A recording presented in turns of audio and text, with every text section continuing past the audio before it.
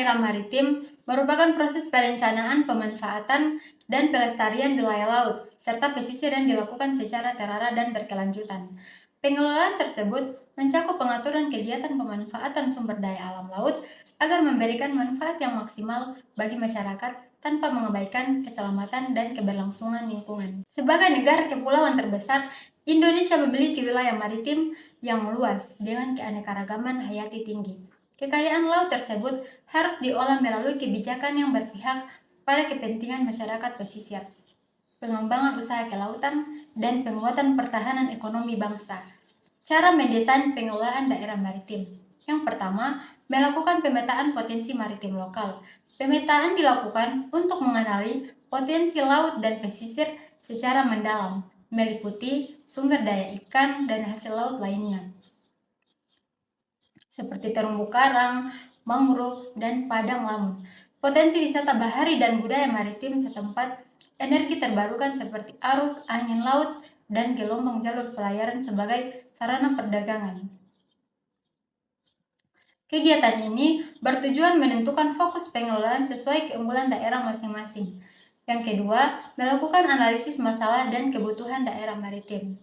Analisis ini mencakup kerusakan lingkungan laut akibat eksploitasi berlebihan, rendahnya keterampilan nelayan dalam mengolah hasil laut, keterbatasan sarana penunjang ekonomi seperti pelabuhan kecil, potensi bencana di daerah pesisir yang mengganggu aktivitas masyarakat.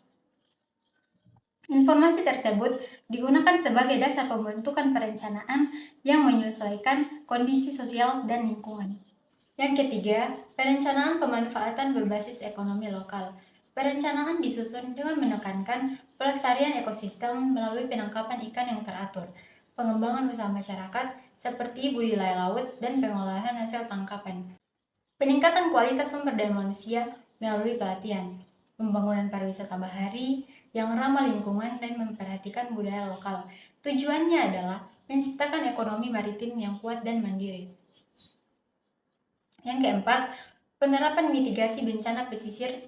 Mitigasi merupakan langkah penting dalam menghadapi ancaman alam di wilayah pesisir, seperti tsunami, abrasi pantai, badai tropis, dan banjir. Perubahan iklim yang menaikkan permukaan air laut. Mitigasi dilakukan melalui pembangunan tembok pemecah gelombang pada titik rawan penanaman mangrove sebagai pelindung alami pantai. Penyusunan jalur evakuasi dan area aman bencana pendidikan. Kebencanaan untuk masyarakat pesisir, langkah mitigasi, memastikan keselamatan dan kelangsungan aktivitas ekonomi masyarakat. Yang kelima, integrasi teknologi informasi dan komunikasi, pemanfaatan TIK.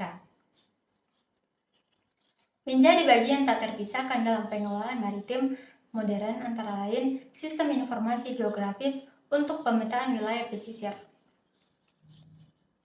teknologi satelit untuk memantau kondisi cuaca dan gelombang, aplikasi peringatan dini yang cepat diterima masyarakat, sistem data terpadu yang membantu penyusunan kebijakan pemerintah, penggunaan alat komunikasi, radio, dan jaringan internet untuk keselamatan pelayaran.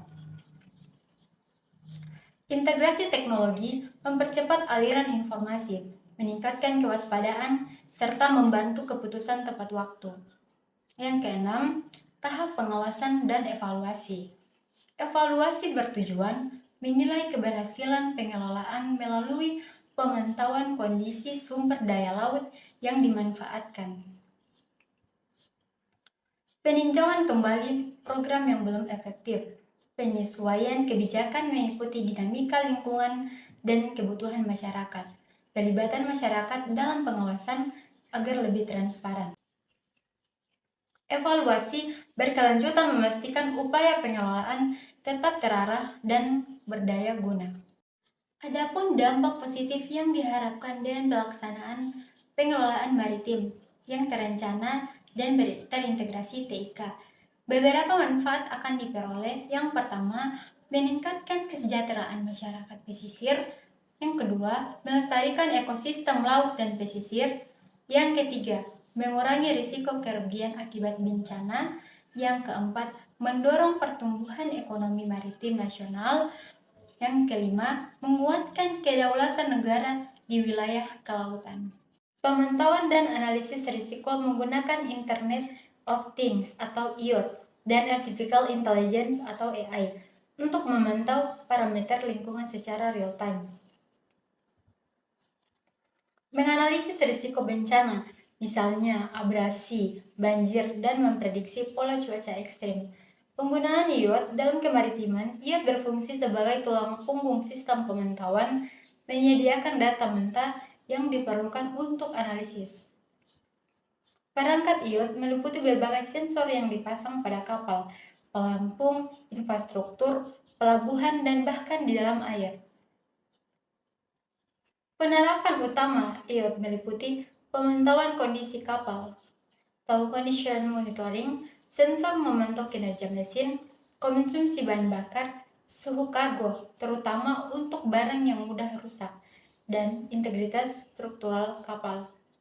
Dan ini membantu dalam pemeliharaan prediktif, mencegah kerusakan tak terduga di tengah laut. Navigasi dan pelacakan real time.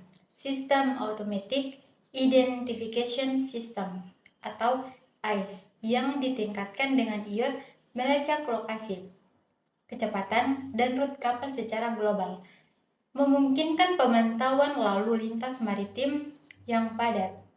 Pemantauan lingkungan.